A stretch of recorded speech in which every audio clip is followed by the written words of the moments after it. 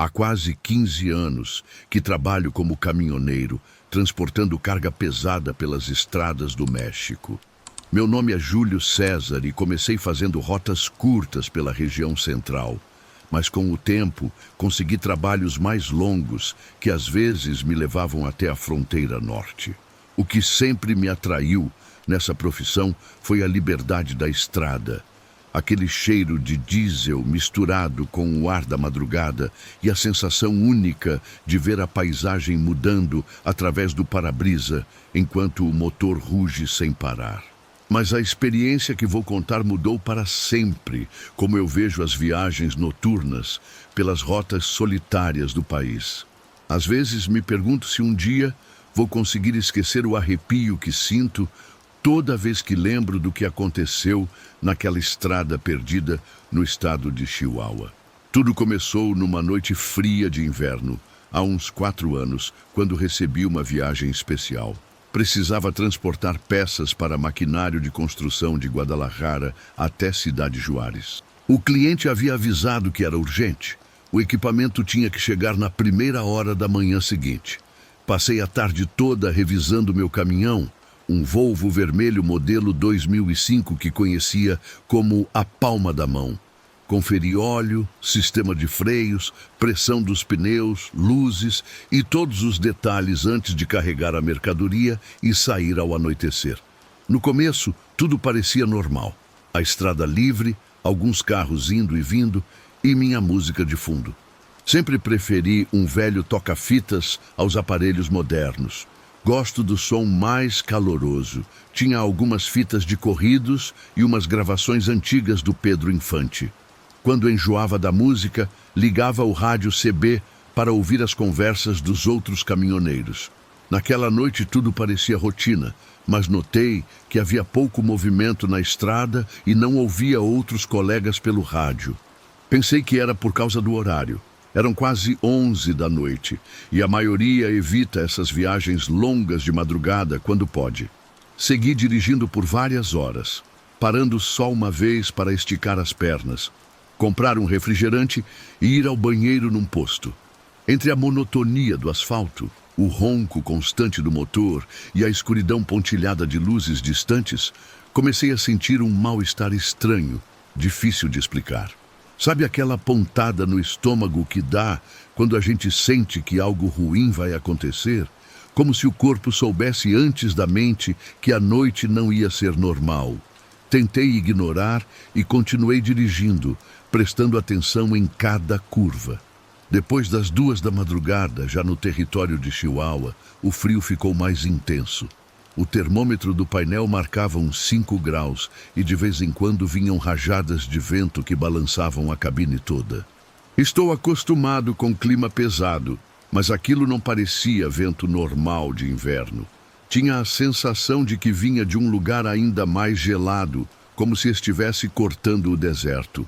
Olhei a rota no GPS velho grudado no painel e vi que ainda faltavam umas 4 horas para chegar ao povoado, onde planejava descansar.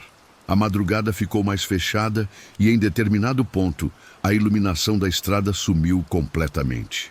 Não é tão estranho nessas regiões isoladas. A iluminação pública é escassa e tem trechos onde dependemos só dos faróis do caminhão. Foi quando a escuridão ficou total que meu rádio CB começou a fazer um ruído esquisito, um zumbido irregular. O sinal sempre foi ruim nessas áreas, mas dessa vez, entre os chiados, me pareceu ouvir um gemido, tipo um sussurro fraco que se misturava com o ruído de fundo.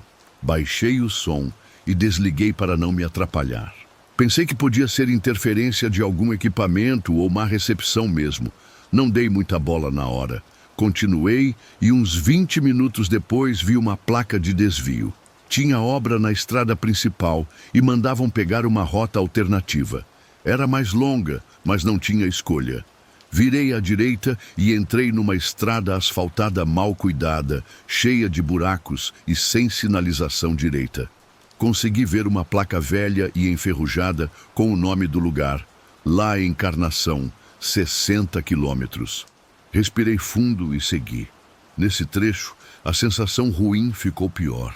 O vento parecia mais forte e o caminhão começou a balançar com as rajadas mais violentas. Cheguei a diminuir a velocidade com medo de tombar numa rajada mal calculada. Liguei o CB de novo para ver se captava alguma informação da área ou ouvia algum conhecido. Só consegui mais sussurros estranhos misturados com estática. Um barulho abafado que às vezes parecia voz humana. Era como se alguém tentasse falar, mas quando aumentava o volume, o murmúrio sumia e voltava só o assobio do vento. Cada vez mais nervoso, resolvi focar só na estrada. Depois de uns 10 quilômetros, meus faróis iluminaram uma pessoa parada do lado de um sedã prateado, aparentemente quebrado na beira da estrada. Era um homem magro e baixo, usando uma jaqueta escura que mal protegia do vento. Acenou desesperado para mim. Pensei que não era boa ideia parar no meio do nada, mas minha consciência de caminhoneiro falou mais alto. Ajudar outro motorista em apuros é quase lei entre a gente, então encostei com cuidado e desci para ver o que precisava.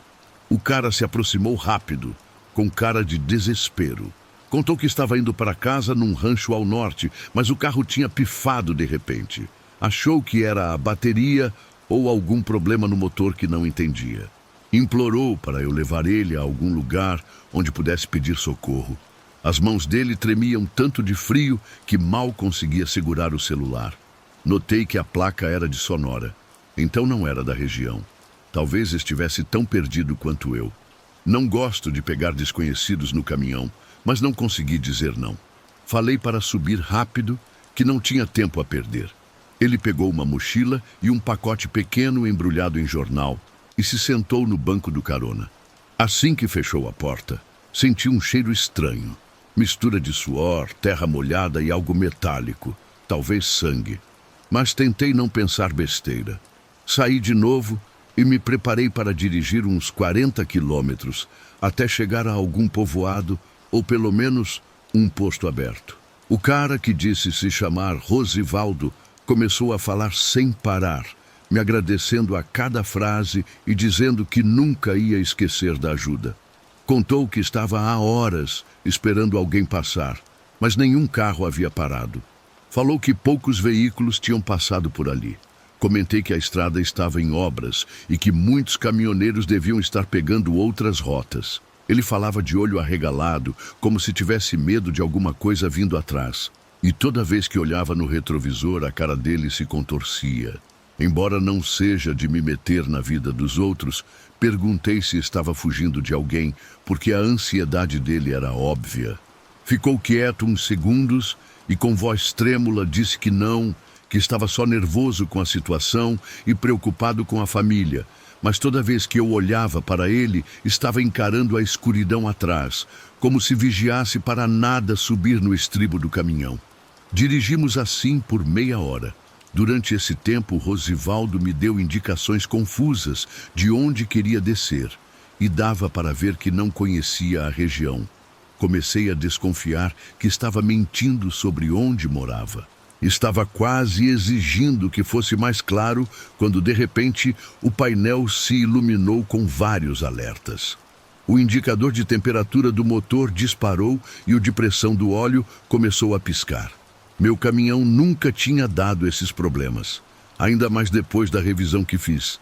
Desliguei a música para ouvir melhor o motor e parecia ter um barulho metálico fraco. Resolvi diminuir a velocidade e procurar um lugar seguro para parar.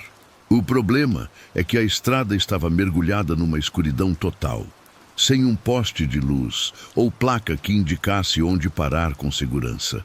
Continuei uns minutos, cuidando para não forçar o motor e não ficar na mão. Rosivaldo ficou cada vez mais agitado, até que pedi para se acalmar, que não dava para lidar com o nervosismo dele e o problema do caminhão ao mesmo tempo. Finalmente achei um trecho mais largo da estrada, tipo um espaço para manobra de máquinas de obra. Encostei e parei o caminhão. Desliguei o motor para esfriar. O vento rugia do lado de fora e senti um arrepio quando desci para ver o capô. Rosivaldo ficou dentro, mas vi ele se mexendo de um lado para outro, como se não quisesse nem olhar para fora. Quando abri o capô, vi que tinha fumaça saindo. O radiador estava fervendo e parte do líquido havia vazado. Não achei o vazamento na hora, mas notei algo esquisito. Tinha um pano marrom encharcado enroscado na grade do radiador. Puxei com força até tirar. Estava rasgado e manchado com um líquido escuro, que primeiro pensei que fosse óleo velho. Mas quando cheirei, senti um doce estranho. Não fazia ideia do que era aquilo, nem como tinha parado ali. Joguei no chão e dei uma olhada melhor. Sem outra opção, peguei uma garrafa de água que tinha guardada e completei o radiador para tentar pelo menos chegar ao próximo povoado. Quando me levantei para respirar, de relance vi algo se mexendo a uns 100 metros. Podia ser um arbusto balançando no vento, mas tive certeza de que era uma figura humana baixa e curvada que se escondeu atrás de umas pedras. Fiquei olhando fixo um tempo. Nada se mexeu. Olhei para trás na estrada e só vi sombras.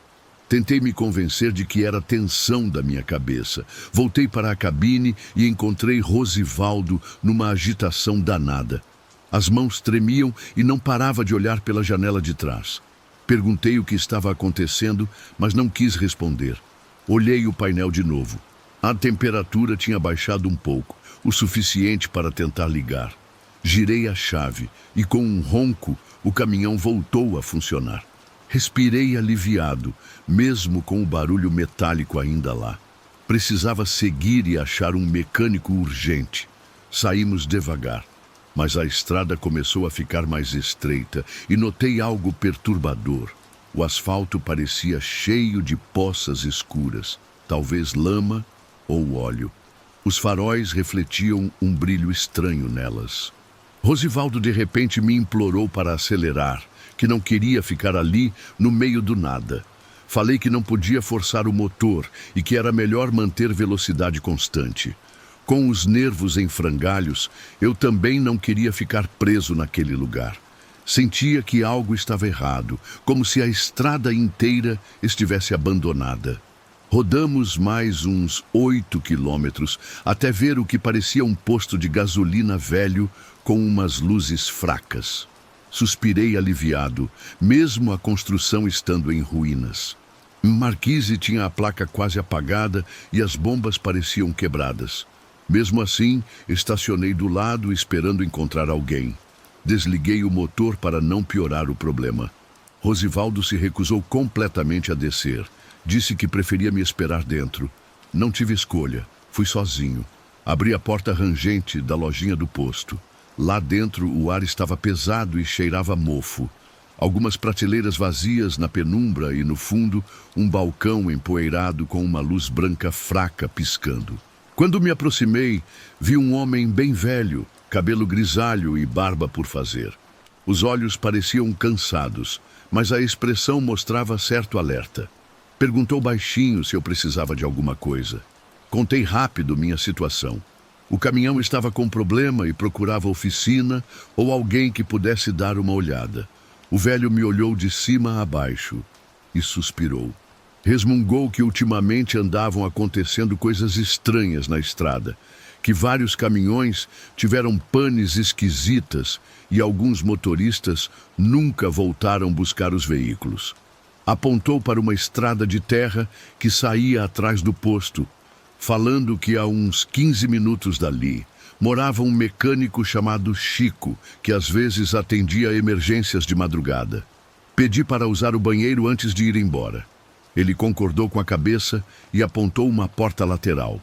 Caminhando por aquele corredor escuro, notei que as paredes estavam manchadas com algo parecido com graxa ou fuligem.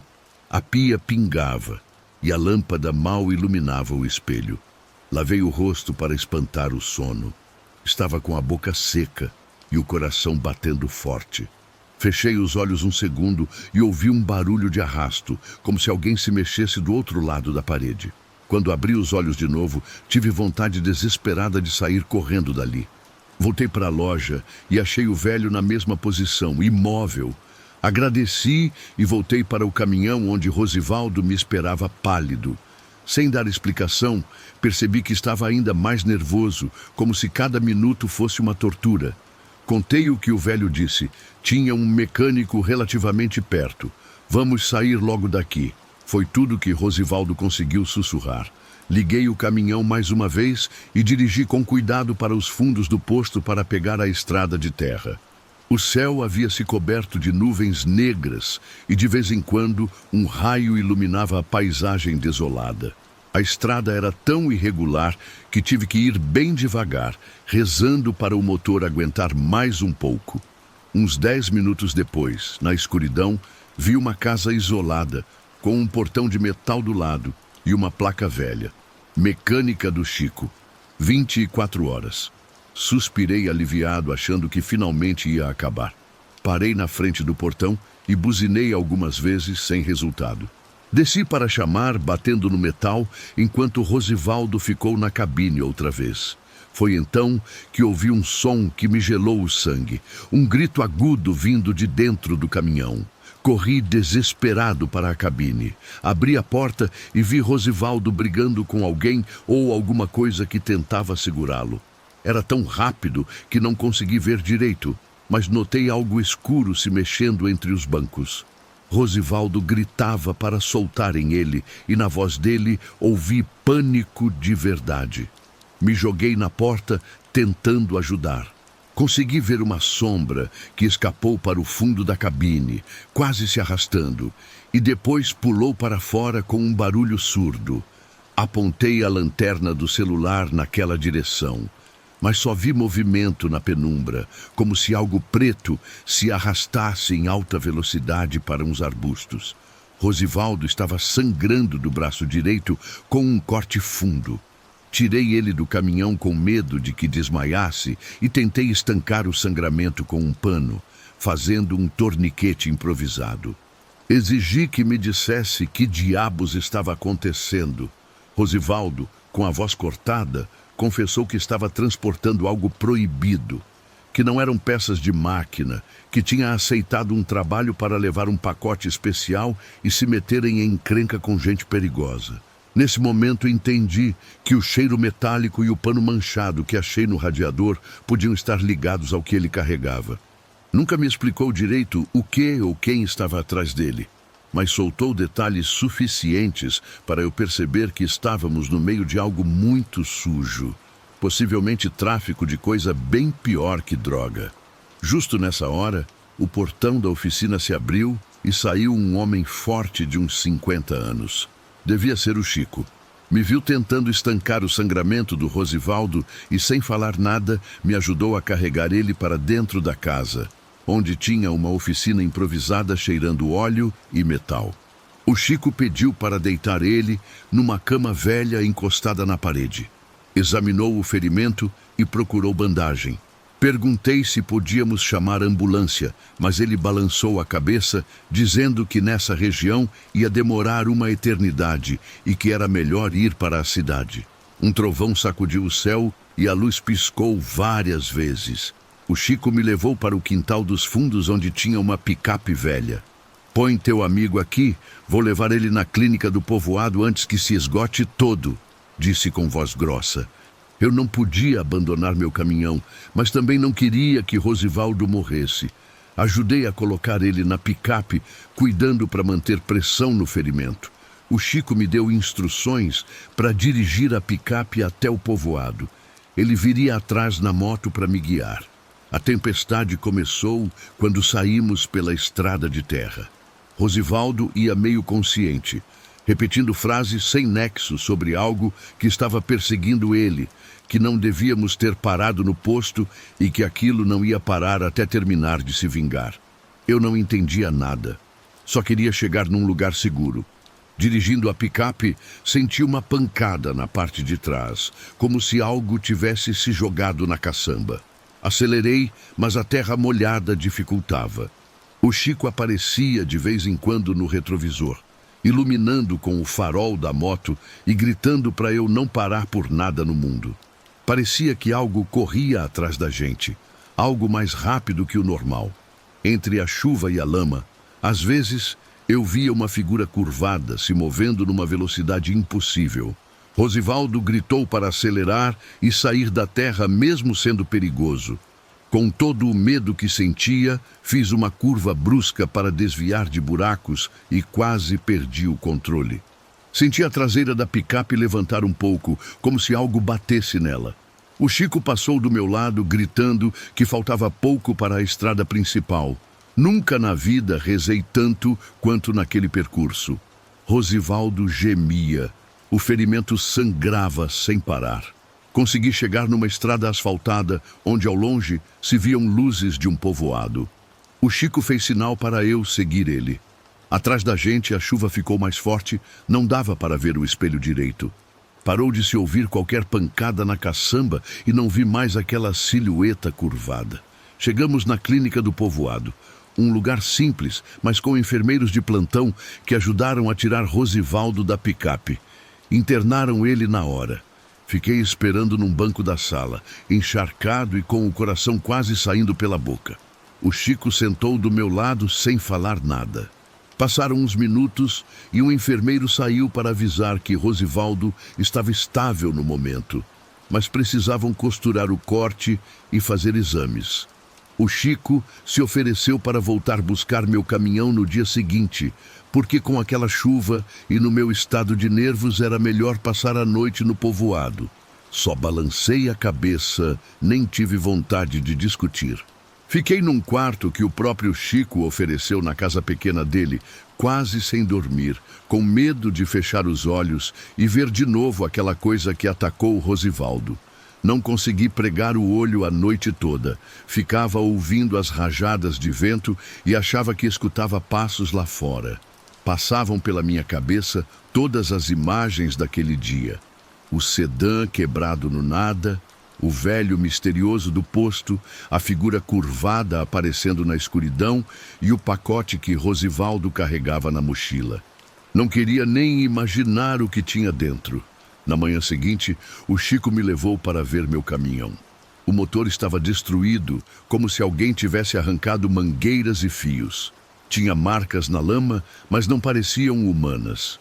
Tinha um formato estranho, diferentes de pegadas normais. A cabine também estava revirada. O banco do carona tinha arranhões fundos. Senti um nó na garganta. Tentei ligar e, surpreendentemente, o motor funcionou depois de alguns rangidos, embora forçado. O Chico disse que ia levar uns dias para arrumar direito. Não tive escolha. Fiquei no povoado esperando, sem saber o que ia acontecer com Rosivaldo, que continuava internado. Soube que de madrugada tiveram que sedar ele várias vezes porque delirava falando de uma criatura que perseguia ele. Preferi não pensar muito e não procurar explicações. Agradeci o Chico pela ajuda e me comprometi a pagar o que fosse preciso para deixar o caminhão funcionando. Durante esses 2 dias mal comi, ficava a maior parte do tempo pensando, me perguntando o que tinha acontecido de verdade e se algum dia ia encontrar algo assim de novo na estrada. Na minha vida, nunca presenciei um horror tão real. Essa mistura de perigo humano, provavelmente criminoso, com algo que ia além do que consigo entender. Quando finalmente meu caminhão ficou pronto para viajar, me despedi do Chico e parti para o norte, sem Rosivaldo, que pelo que soube, ainda não conseguia sair da clínica. Resolvi não fazer perguntas, só queria terminar minha entrega e sair fora daquela região. Durante todo o caminho fiquei conferindo cada espelho, cada sombra, com medo de ver de novo aquela silhueta curvada. Por sorte, não aconteceu mais nada, mas essa experiência me marcou para sempre. Desde então, toda vez que pego a estrada de noite, tenho a sensação de que algo me observa das margens da pista, escondido na escuridão, esperando eu baixar a guarda. Não importa quanto tempo passe ou quantas viagens eu faça, aquela madrugada na solidão de Chihuahua me mostrou um terror que era real demais. Continuo trabalhando como caminhoneiro porque é o que sei fazer, mas nunca mais consegui viajar com a mesma paz de antes. Agora, sempre que preciso dirigir de madrugada por estradas desertas, sinto aquela mesma pontada no estômago, Um aviso de que existem coisas nas nossas estradas que nunca vou conseguir explicar. Coisas que ficam ali na escuridão esperando a próxima pessoa que cruzar o caminho delas.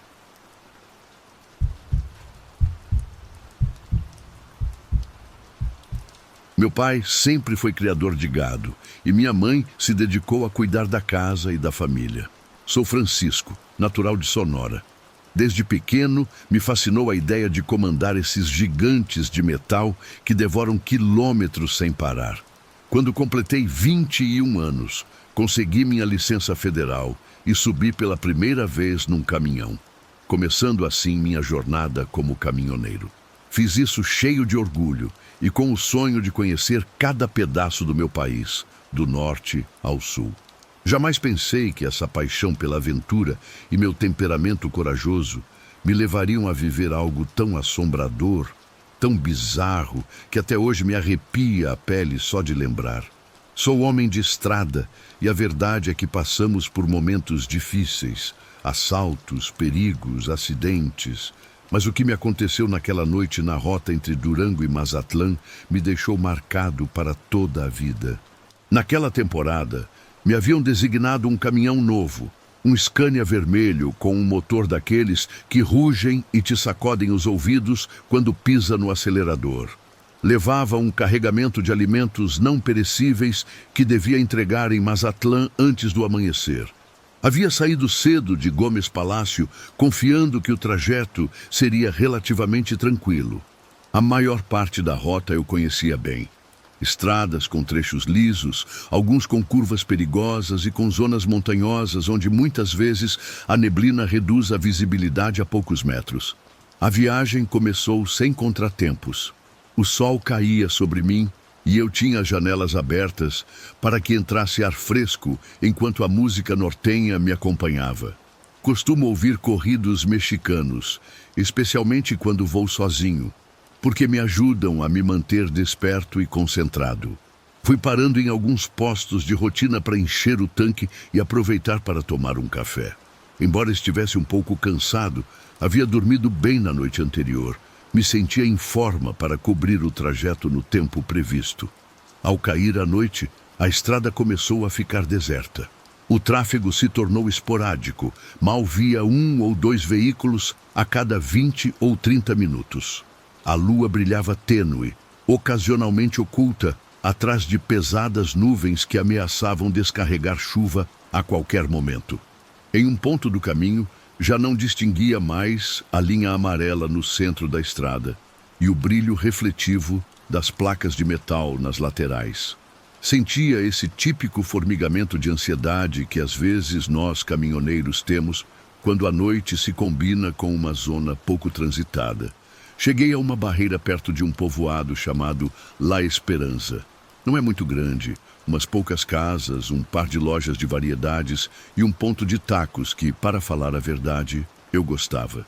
Parei para comer algo leve e esticar as pernas.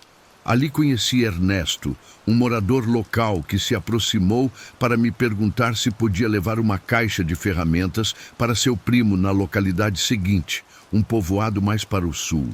Normalmente não costumo levar pacotes pessoais, mas o homem parecia genuinamente desesperado. Dizia que seu primo estava parado com a caminhonete quebrada e eu, com solidariedade, aceitei. Ernesto parecia agradecido e me ofereceu um refrigerante. Enquanto eu bebia, comecei a perguntar sobre o caminho que me esperava adiante. Ele fez um gesto nervoso e disse quase sussurrando que era melhor eu não parar na Brecha Velha, essa que sai para um lado da estrada principal, pouco antes de chegar a uma ponte grande, porque ultimamente havia relatos de pessoas desaparecidas e acontecimentos estranhos. Assenti sem dar muita importância. Nas estradas sempre circulam histórias de fantasmas, criminosos ou qualquer combinação de ambos. Mas no fundo, me deu um arrepio que não pude explicar. Prossegui minha rota com a caixa de ferramentas na parte traseira da cabine. Umas horas depois, o cansaço começou a ganhar. Já era passado da meia-noite e minhas pálpebras se sentiam pesadas. Pela janela, notava que o vento estava se levantando. Os arbustos na beira do caminho se balançavam violentamente e ao longe se escutava o uivar de um vento cada vez mais forte. De repente passei uma placa que anunciava uma área de descanso a uns quilômetros adiante. Pensei que talvez fosse boa ideia descer para tomar outro café ou refrescar o rosto com água fria. Mas quando cheguei, a área parecia abandonada. Estava escura, sem luzes e parecia que levava meses sem funcionar. O desconforto que sentia se intensificou. Tive que estacionar um momento de qualquer forma, porque a bexiga me exigia. Apaguei o motor, mas deixei as intermitentes acesas. Desci e mal pus um pé na terra, me dei conta de que o silêncio era asfixiante. Nem mesmo os grilos ou as rãs se escutavam. Ainda assim, apressei minhas necessidades e voltei imediatamente para a cabine. Quando liguei, me surpreendeu que o vento havia sumido quase por completo, como se naquela faixa de estrada tudo estivesse em calma. Calma demais, na verdade. Dirigi uns minutos mais e comecei a notar que o caminho se fazia mais estreito. Havia desvios por reparos e algumas placas mal colocadas que me confundiam. Segundo meu GPS, devia seguir a via principal e em pouco tempo chegaria a uma ponte que já conhecia para depois descer uns 70 quilômetros mais em direção a Mazatlán. No entanto, comecei a ver uma placa que anunciava um retorno provisório. Essa sinalização me pegou desprevenido, porque não me lembrava de tê-la visto antes. Entre a escuridão e as indicações confusas, terminei tomando o desvio errado. De repente, me vi sobre uma estrada secundária com o asfalto em más condições e sem iluminação alguma. Amaldiçoei minha decisão, mas já era tarde para retroceder. Naquele momento, o caminho era estreito demais e não havia um espaço adequado para fazer manobras. Tirei meu celular para verificar a rota, mas não tinha sinal. Com resignação, decidi avançar até achar um lugar onde pudesse dar a volta ou me reposicionar corretamente. Conforme avançava, algo me pareceu muito estranho. A vegetação ao redor não se parecia com a de antes, e havia certo cheiro de umidade e putrefação no ar, como se houvesse pântanos ou algo estagnado por perto. À luz dos meus faróis, consegui ver alguns veículos velhos abandonados numa lateral da estrada. Um deles estava capotado, com as portas abertas e a carroceria enferrujada. Se me arrepiou a pele. Tentei me convencer de que era só um lixão clandestino. No entanto, a sensação de angústia ia crescendo em meu interior. Avancei talvez 15 minutos mais, até que, para minha surpresa, encontrei uma pequena ponte de madeira. Uma estrutura precária que mal parecia sustentar seu próprio peso. Parecia um acesso rural, talvez algo que os habitantes de algum sítio próximo construíram para atravessar um riacho. Duvidei se atravessá-la com o meu caminhão, pois pesava muitas toneladas. No entanto, a estrada estreita me obrigava a seguir. Não tinha espaço para recuar, e nas laterais havia matos densos que não me permitiriam manobrar sem arriscar ficar atolado na lama. Decidi descer e avaliar a resistência da ponte. Revisei com minha lanterna. As vigas pareciam lascadas, com manchas de umidade. Fui testando com cuidado até que escutei um rangido. Isso me bastou para entender que a qualquer momento podia desabar se não distribuísse bem o peso. Voltei para a cabine e planejei atravessar quase em ponto morto para que o peso fosse constante e sem golpes bruscos. Liguei o motor, engoli o medo e acelerei com suavidade. O rangido da madeira me perfurava os ouvidos a cada centímetro que avançava. Sentia uma pressão no peito, rezando para não terminar no fundo de um riacho. Finalmente consegui atravessar. Suspirei com alívio, mas minha vitória durou pouco. A uns metros adiante, as luzes do meu caminhão iluminaram a figura de um homem parado no meio da estrada. Me assustei e parei bruscamente para não atropelá-lo. Estava vestido com roupas simples, uma camiseta branca e calças jeans, e parecia desorientado. Parei o caminhão a uns metros e desci com precaução, deixando o motor ligado. Gritei da porta: "Ei, está bem?" O homem não respondia. Me aproximei um pouco mais e vi que tinha o olhar perdido, a mandíbula tensa e os olhos vermelhos, como se tivesse estado chorando ou não tivesse dormido por dias. Trazia sangue seco nos nós dos dedos e as mãos tremiam. Parecia ao mesmo tempo assustado e em choque. "Precisa de ajuda?" Insisti, mantendo a distância. Com um fio de voz e sem me olhar nos olhos, sussurrou algo ininteligível. Pedi que falasse mais alto. Então se virou e pude ver seu rosto com maior clareza à luz da minha lanterna. Tinha a expressão transtornada, um tique nervoso na pálpebra e um roxo muito evidente no osso da bochecha esquerda. O que conseguiu dizer foi: Me perseguem." Olhei ao redor e não vi nada. Só o escuro caminho e as árvores que se balançavam com o vento. Disse que subisse na cabine para conversarmos e ver se podíamos pedir ajuda mais adiante. Subiu com dificuldade e se deixou cair no assento do carona. Quando estava dentro, agarrava a cabeça com ambas as mãos. Me explicou tremendo que havia escapado de uns homens armados que interceptaram ele e sua esposa mais adiante, perto de um sítio. Não quis entrar em detalhes. Me pediu que avançasse, que não parasse, que essa gente era perigosa. Coloquei o caminhão em movimento. O cara se chamava José, ou pelo menos foi isso que me disse. Eu tentava manter a calma e pensar racionalmente, mas o coração me palpitava com força. Vendo sua condição, me pareceu um homem sincero e honestamente aterrorizado, não alguém disposto a roubar. Ainda assim, mantive um olho sobre ele, precavido. Não me agradou a ideia de ter um estranho tão alterado na minha unidade, mas não podia deixá-lo largado ali. Após percorrer uns poucos minutos mais, a estrada parecia se meter num caminho de terra. O mato crescia nas laterais e os buracos eram cada vez mais frequentes. José insistia: "Não pare, por favor." Senti um nó na garganta porque aquela zona era completamente desconhecida para mim. Além disso, as luzes do meu painel começaram a piscar como se houvesse um curto-circuito.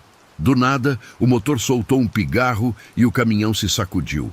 Tive que reduzir a velocidade, mas não queria parar naquele lugar nem de brincadeira.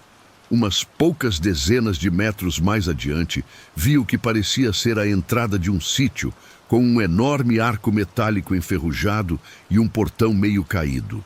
José se inclinou em direção ao vidro e disse com um tom de espanto: "É aqui onde..." Não terminou a frase. A voz se quebrou. Me implorou que seguisse, mas o caminho parecia se cortar naquele ponto e o GPS continuava sem sinal. Disse: "Olha, compadre, se não há rota alternativa, vamos ter que voltar ou pedir ajuda aqui." José ficou pálido. Me contou que ele e sua esposa haviam sido trazidos à força para aquele sítio, mas que ele conseguiu escapar. Não sabia se sua mulher seguia viva. Gaguejou algo sobre um poço atrás da casa principal, onde supostamente essa gente fazia coisas horríveis. Comecei a temer que não fosse só criminalidade comum, mas algo pior. O coração me batia com força. Me sentia preso e responsável ao mesmo tempo. O que fazer? Se voltasse pelo mesmo caminho, teria que atravessar de novo a ponte de madeira e rezar para que não desabasse. Além disso, corria o risco de encontrar aqueles homens que José mencionava. Se ficasse, talvez pudesse auxiliar sua esposa. Mas será que podia fazer isso? Eu era só um motorista com um caminhão. José me disse que perto da casa principal havia uma caminhonete velha que podia ter chaves postas, ou pelo menos gasolina suficiente para escapar. Me garantia que se conseguíssemos chegar, poderíamos fugir nós dois e avisar as autoridades, talvez até salvar sua esposa. Minha mente se debatia entre o medo e a solidariedade. Finalmente, prevaleceu meu senso de humanidade. Parei o caminhão na beira do portão, camuflado atrás de uns matos o melhor que pude. Apaguei as luzes, mas deixei a chave no contato, pronta caso precisasse sair correndo. Descemos com muita cautela. O vento soprava de lado e sentia o cheiro de lixo ou carne podre. Podia ser algum animal morto ou restos abandonados, não sabia. A cerca estava feita em pedaços. A vegetação crescida se enroscava nas barras. O caminho de terra levava a um casarão grande, a tinta desbotada e pedaços de telha caídos ao redor. Não se distinguiam luzes dentro, embora houvesse um piscar tênue, talvez de uma lâmpada velha ou uma lâmpada prestes a queimar. José se movia com dificuldade, mancando. Me disse que o haviam espancado e que mal podia apoiar um pé. Cada passo se convertia num desafio, mas ainda assim avançava. Me perguntei se ele não terminaria nos denunciando sem querer, porque gemia a cada movimento. Pensei em buscar um pau ou algo que me servisse de arma, mas não encontrei nada útil à vista, mais que uma barra enferrujada. A segurei com força, pronto para o que pudesse acontecer. Chegamos até um lado da casa. Escutavam-se murmúrios lá dentro, vozes que sussurravam num tom tão baixo que não conseguia entender se eram homens ou mulheres. Me aproximei de uma janela quebrada e espiei a cabeça com cuidado. O que vi fez com que se me revirassem as tripas. Me agachei e fiz um sinal para José de que deveríamos sair dali correndo e ligar para a polícia ou a Guarda Nacional, que não tínhamos meios para enfrentar quem quer que estivesse lá dentro. Ele me olhou com os olhos inundados de lágrimas, como se o desespero o consumisse. Naquele momento escutamos uma batida de porta. Alguém saiu da casa e começou a gritar num volume que ecoou na quietude da noite. Onde está, maldito desgraçado? Sei que ainda está aqui. José e eu nos grudamos na parede. O cara que gritava levava uma lanterna potente na mão, iluminando o terreno. Consegui ver seu rosto um instante. Era um homem robusto, com um chapéu e uma pistola no cinto. Escutamos pelo menos outra voz que o acompanhava, mais grave, como se fosse seu cúmplice. Se dispersaram ao redor da casa, registrando cada canto. Não havia forma de voltar ao caminhão sem que nos vissem. Com um nó no estômago, apontei em direção a um estábulo meio em ruínas, a uns poucos metros. Corremos agachados até ali. Tentei não fazer ruído, mas José deixou escapar um gemido de dor e estivemos a ponto de ser descobertos. Conseguimos nos esconder entre fardos de palha velhos que cheiravam a umidade e esterco de animal. De repente, sentimos passos muito perto, como se alguém tivesse entrado no estábulo. A mesma voz potente gritou: "Vou te encontrar, e quando isso acontecer, você vai se arrepender." Prendi a respiração. A batida do meu coração retumbava com tal força que achei que se escutaria a quilômetros. O homem se aproximou. Sua lanterna varreu o interior, iluminando os pilares de madeira, os fardos e o teto cheio de teias de aranha. Com muito custo nos mantivemos quietos. O homem girou sobre os calcanhares e saiu correndo do estábulo, praguejando baixinho. Era nossa oportunidade. Com cuidado me enfiei entre a palha e saímos por outro lado do estábulo, onde vi uma trilha que rodeava a casa em direção à parte traseira. José me sussurrou que ali podia estar o poço que mencionou antes e talvez a caminhonete.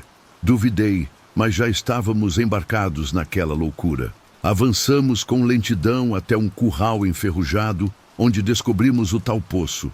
Um buraco feito com tijolos. Tinha uma roldana e um balde quebrado pendurado. A pestilência era insuportável. Me aproximei e iluminei com a lanterna do meu telefone, que mal conservava a bateria. Notei um brilho avermelhado no interior. Não sei se era sangue ou restos de algo, mas o fedor era nauseante. José começou a chorar em silêncio, gaguejando o nome de sua esposa. Antes que pudesse reagir, se aproximou mais e gritou o nome dela em direção à escuridão do poço, como se esperasse resposta. O agarrei pelo braço e quase o sacudi para que se calasse. Senti um arrepio ao pensar no que poderia haver lá embaixo. Escutamos um ruído de motor não muito longe. Ao nos assomarmos, vimos uma caminhonete estacionada sob um galpão improvisado. A porta do motorista estava aberta e a carroceria tinha vários impactos de bala. Perto dela havia um volume embrulhado numa coberta. O terror me imobilizou por um segundo. Podia ser o corpo da esposa de José ou de outra vítima. Me perguntei se essa gente usava o sítio como esconderijo para coisas muito piores que um simples sequestro. Me aproximei com o coração na boca, esperançoso de que a caminhonete tivesse chaves postas. Mas antes de revisar, fiquei gelado. O volume se mexeu, deu um espasmo leve. Criei coragem e puxei a coberta. Embaixo estava uma mulher com os olhos vendados e a boca amordaçada, os pulsos amarrados. Seu rosto estava cheio de roxos. José soltou um gemido e se lançou para desamarrar a mulher. Ela se queixou com um som abafado. Ao libertá-la, José retirou a venda e a mordaça. Ela o reconheceu imediatamente e se agarrou a ele com desespero. Sem tempo a perder, abri a porta da caminhonete. As chaves estavam no contato, mas ao girá-las não houve resposta. A bateria estava morta ou algo assim. Amaldiçoei com todas as minhas forças e olhei ao redor pensando num plano. Meu caminhão seguia estacionado fora do portão. Se conseguisse voltar, podíamos levar os dois para longe daquele lugar. Mas os homens armados seguiam nos procurando. Olhei para José e sua esposa. Estavam exaustos, machucados e sem forças para correr. De repente, se escutaram disparos perto da casa. As balas ecoaram na noite com um estrondo brutal. Não sabíamos em quem atiravam, mas compreendi que era questão de tempo até nos localizarem. Me agachei e revisei embaixo do assento da picape. Encontrei um facão velho. Não é que soubesse lutar com ele, mas pelo menos me sentia menos indefeso que com a barra. Dei a barra para José, que a agarrou com mãos trêmulas. Entre os três, nos arrastamos em direção a um lado do galpão. Conseguia ver o portão onde meu caminhão estava oculto. Comecei a traçar mentalmente uma rota. Devíamos atravessar uns 30 metros de terreno aberto com pouca cobertura.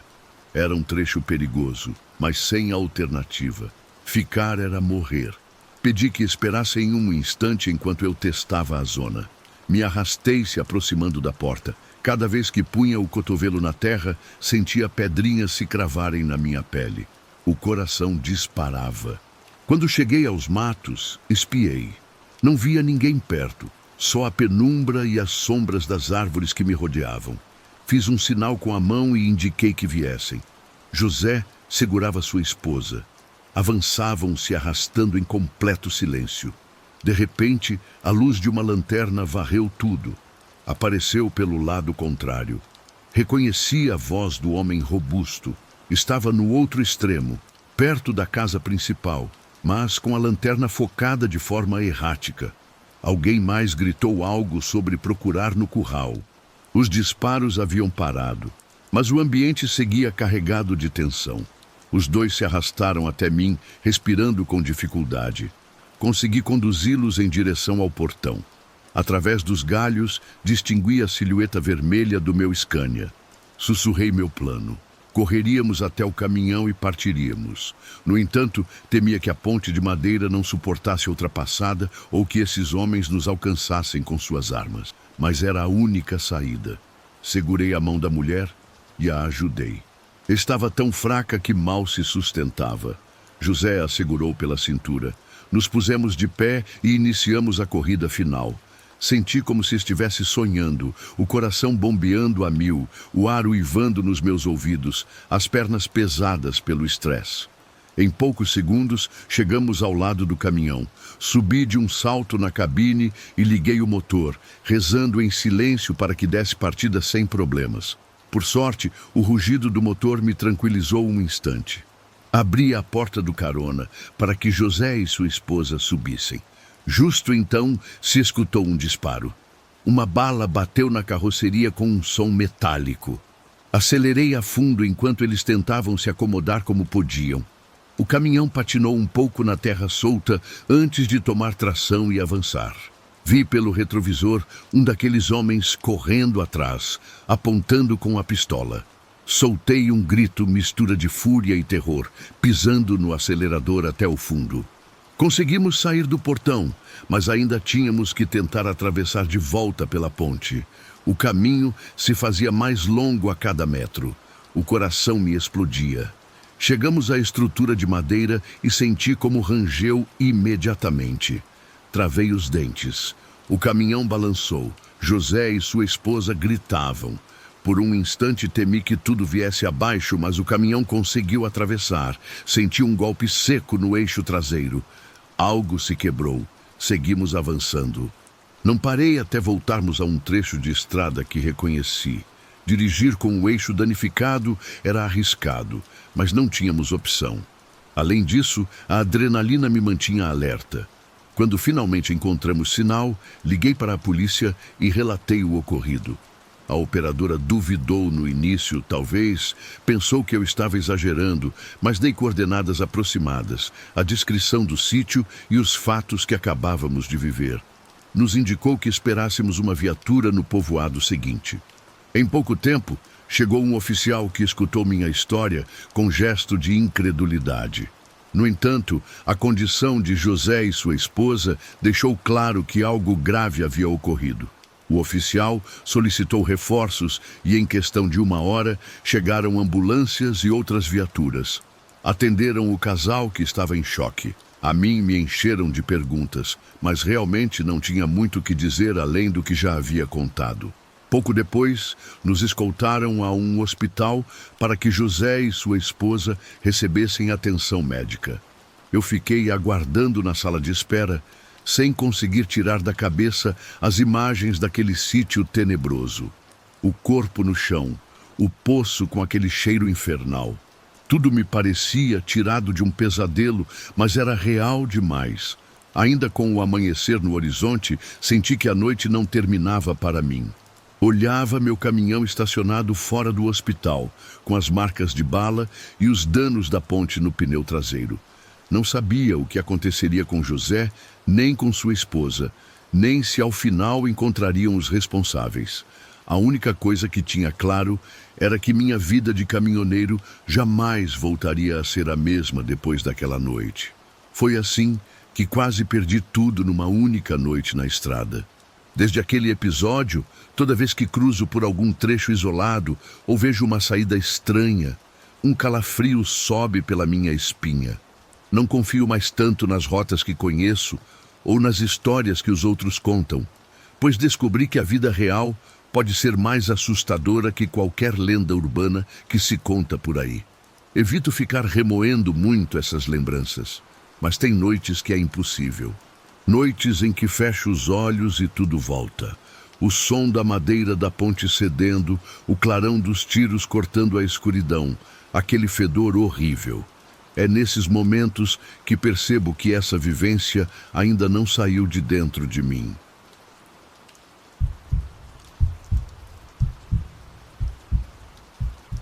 Eu me chamo Ronaldo e há 16 anos trabalho como caminhoneiro, transportando cargas por todo o território mexicano.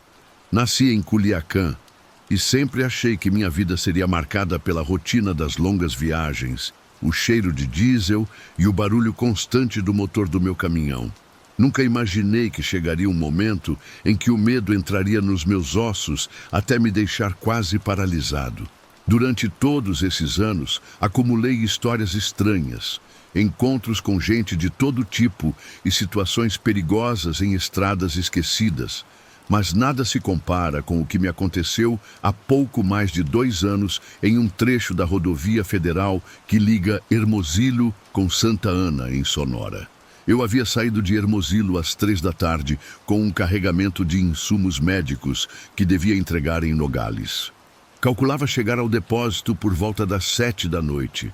Descansar na pequena pensão de caminhoneiros que ficava perto e continuar minha rota até a fronteira no dia seguinte.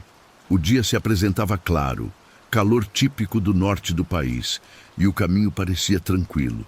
Nessa hora eu gostava de dirigir nessas condições sem muita pressa, mas focado em respeitar os prazos de entrega. Liguei o som do caminhão para sintonizar uma estação local. esperando escutar música nortenha que me fizesse companhia, e comecei meu trajeto sem maiores problemas. Os primeiros quilômetros foram tão normais quanto qualquer outro dia. Ajustei a velocidade para uns 85 quilômetros por hora, o suficiente para evitar multas e também para não forçar o motor. O sol batia com força e de vez em quando ligava o ar-condicionado para refrescar a cabine. Parecia que seria uma viagem de rotina, mas um trajeto que riscaria da minha agenda de entregas semanais. Estava enganado. Tudo começou a mudar quando cruzei um trecho meio deserto que, embora estivesse bastante movimentado, tinha zonas praticamente vazias. De repente notei algo estranho no retrovisor do lado esquerdo. Era um sedã cinza antigo que parecia me seguir a vários quilômetros. No início não dei importância, pois é comum que os carros se mantenham atrás de uma carreta para aguardar o momento certo para ultrapassar com rapidez. No entanto, o carro me inquietava por sua insistência em se manter nos meus pontos cegos. Quando diminuía a velocidade, ele também diminuía. Quando acelerava, seu motorista parecia forçar o motor para não perder meu ritmo. Essa conduta tão estranha começou a mexer com meu estômago. Decidi acender as setas e mudar de faixa quando pude, esperando que aquele carro passasse de uma vez. Mas não passou. Se colocou atrás de mim, mantendo uma distância estranhamente perfeita, perto o suficiente para me fazer sentir vigiado, mas não tanto a ponto de eu conseguir ler a placa com clareza. Depois de meia hora dessa situação, comecei a me alterar. Com um dos cotovelos, acionei a buzina da carreta, dando algumas buzinadas para indicar que continuasse, que me ultrapassasse se quisesse. Nem se mexeu. Cheguei à conclusão de que talvez fosse um motorista com problemas no carro e que por algum motivo queria se manter na minha cola. Então lembrei de uma história que alguns companheiros de estrada contavam sobre ladrões ou sequestradores que fingiam problemas no carro ou que até forçavam situações na estrada para parar os caminhoneiros em locais isolados. Nessas alturas, não sabia se tratava de algo assim ou se simplesmente estava imaginando coisas, mas o pressentimento me invadiu com força e a cada quilômetro minha garganta ficava mais apertada. Decidi continuar dirigindo, rezando para que na próxima cabine de pedágio ou na próxima parada obrigatória houvesse gente e luz suficiente para me sentir seguro. Uma das coisas que mais me preocupava era que começava a perder sinal no celular. A cobertura nessa zona era irregular e às vezes nem conseguia ligar para minha família para avisar que tudo ia bem. Por precaução, peguei o telefone e consegui mandar uma mensagem de texto para minha esposa Luciana, dizendo que estava bem e que avisaria quando chegasse à cabine de Magdalena. A mensagem saiu com dificuldade e já não recebi confirmação de entrega. Após uns 40 minutos, o sedã cinza finalmente pareceu me ultrapassar. Pude observar rapidamente que havia duas pessoas sentadas na frente. O carona era um sujeito muito magro e tocava a cintura como se carregasse algo escondido. O motorista, mais corpulento, usava um boné preto e tinha a mandíbula travada. Não sorriram, não fizeram nenhum gesto, apenas me ultrapassaram devagar, como se estivessem julgando minha reação. Depois da ultrapassagem, aceleraram um pouco e desapareceram por alguns minutos da minha vista. Suspirei com alívio, mas este durou pouco. Comecei a diminuir a velocidade porque senti um certo tremor na direção da carreta. Temia que algo tivesse quebrado. Estacionei no acostamento da estrada assim que encontrei uma área um pouco mais larga, longe da faixa principal. Revisei a pressão dos pneus, tudo normal. O motor não fazia sons estranhos. No entanto, me dei conta de que o filtro de combustível estava sujo. Nada que afetasse o funcionamento imediato, mas algo que precisaria de limpeza antes de piorar. Concentrado nos meus pensamentos, senti de repente um arrepio. Aquele sedã cinza voltava a aparecer no meu espelho, estacionando uns 100 metros atrás de mim. O coração disparou. Como isso era possível? Eles tinham me ultrapassado. Liguei o caminhão na hora, mas ao girar a chave o motor demorou um pouco mais que o normal para pegar. Comecei a rezar mentalmente. Finalmente, com um rugido, a carreta respondeu. Observei pelo retrovisor e notei que o carona do sedã cinza desceu. Estava longe, mas consegui distinguir que me fazia sinais com o braço, como me pedindo para parar, ou talvez me convidando para me aproximar. Sua voz era distante demais para entender o que dizia, mas sua linguagem corporal era nervosa. Engatei a primeira e arranquei, decidido a me afastar dali sem olhar para trás. Vi como aquele homem correu de volta ao carro e subiu depressa. No para-brisa, pude ver a sombra de seus movimentos. Tinha a impressão de que me perseguiria. Meus instintos poucas vezes falhavam. Acelerei tudo que pude, mantendo o volante firme. Logo cheguei a uma zona mais cheia de curvas da estrada, onde a visibilidade se complicava. O sol já começava a descer, banhando a paisagem com um tom alaranjado que tornava o ambiente quase de sonho. Em outro momento, teria aproveitado, mas agora a luz me parecia cada vez mais fraca para me vigiar. E esse carro continuava atrás. Passou quase uma hora sem sinais dos meus possíveis perseguidores. Quando pensava que tudo tinha ficado apenas num simples susto, apareceram na curva seguinte. Aceleravam tanto que quase me alcançaram numa manobra muito perigosa. Vi suas luzes altas acesas, parecia que me apontavam diretamente. Me certifiquei de que a pistola que levo no porta-luvas estivesse carregada. Era uma arma que consegui para defesa pessoal, embora poucas vezes a tivesse usado, e só em campos de tiro. Não sou dos que acreditam que a violência seja a solução, mas nessas estradas vazias é melhor estar preparado, embora nada te garanta uma vitória num confronto. Num trecho reto da estrada, o sedã cinza se pôs ao meu lado e o carona mostrou metade do corpo pela janela. Gritou algo que não entendi, mas parecia me xingar ou me dar uma ordem. Senti um suor frio na testa. Segurava o que claramente era uma arma, talvez um revólver, me apontando. Por instinto, me apoiei no banco e girei o volante para dificultar a manobra dele. Um arrepio percorreu minhas costas ao ouvir um barulho seco e forte. Estavam atirando em mim. O som ecoou nos meus ouvidos e por um segundo pensei que tinham me acertado. Mas continuava vivo e ileso e o para-brisa também se mantinha inteiro.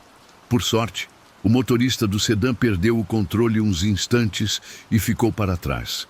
Meu coração batia sem controle e minhas mãos suavam no volante. Pela mente me passaram 1000 coisas.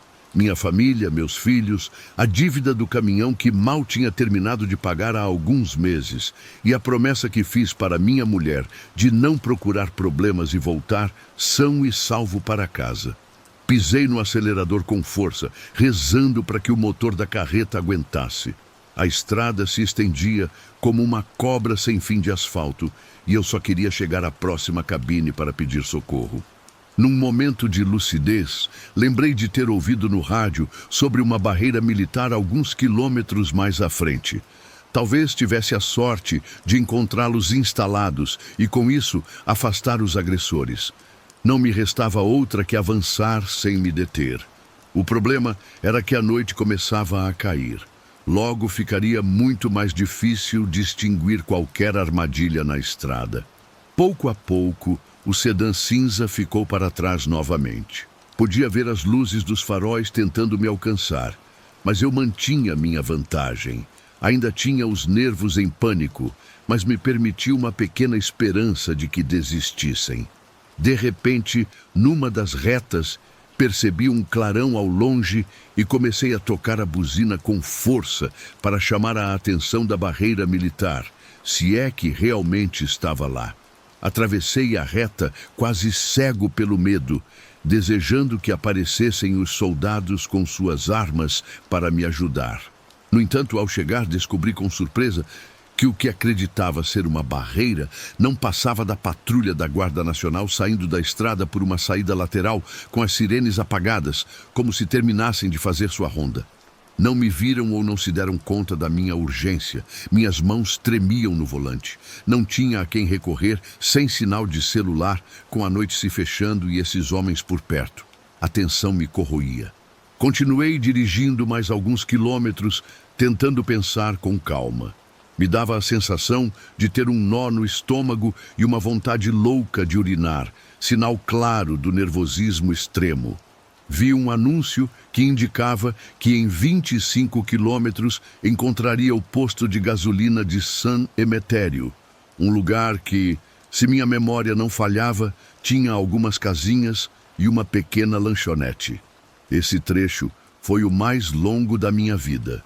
Cada vez que olhava pelos espelhos, me parecia ver os faróis do sedã cinza vagando entre a penumbra e a poeira, ameaçando me alcançar.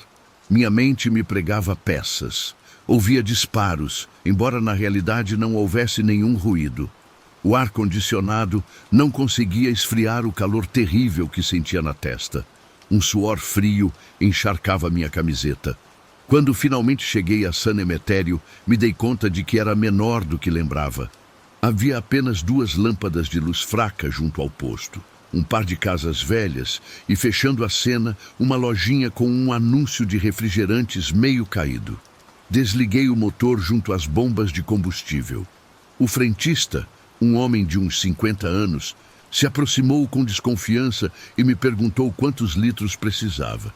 Sussurrei que estava sendo perseguido, que precisava de ajuda. Por um segundo, seus olhos se abriram, mas em seguida hesitou, como se minhas palavras fossem algo perigoso de se envolver. Depois de um momento, talvez por solidariedade humana, me disse que podia tentar ligar para o comando da Guarda Nacional do telefone fixo dele, porque sinal de celular naquele lugar quase não havia. Mal comecei a explicar o que tinha acontecido, ouvi o barulho de um motor se aproximando da estrada. Apareceram os faróis do sedã cinza se cravando como 2 facadas de luz. O frentista ficou claramente assustado. Sua respiração se acelerou e balbuciou algo sobre não querer problemas no seu posto.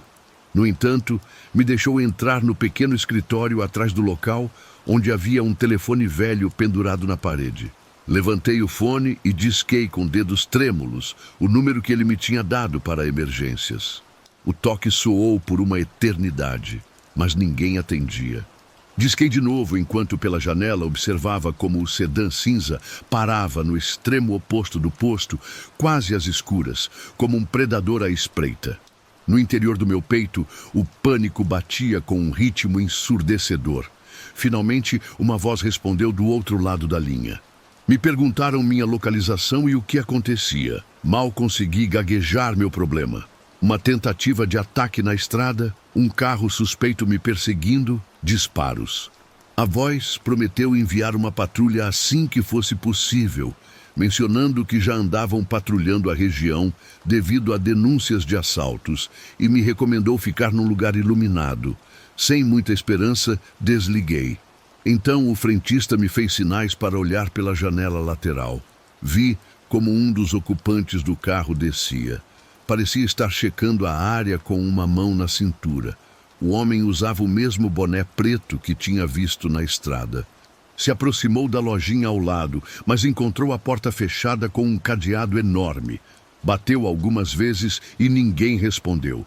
De repente, estavam perto da minha carreta. Com um movimento brusco, apontou na minha direção e gritou para dentro do carro. Na mesma hora, o carona desceu, segurando o que pareciam ser 2 armas longas. Fiquei gelado. O frentista me disse que na parte de trás do posto havia um quarto de serviço onde poderíamos nos esconder. Sem pensar 2 vezes, corri com ele, saindo do escritório e atravessando um corredor escuro até chegar a uma porta de metal. Ali dentro, dava para sentir um cheiro rançoso de combustível e terra molhada.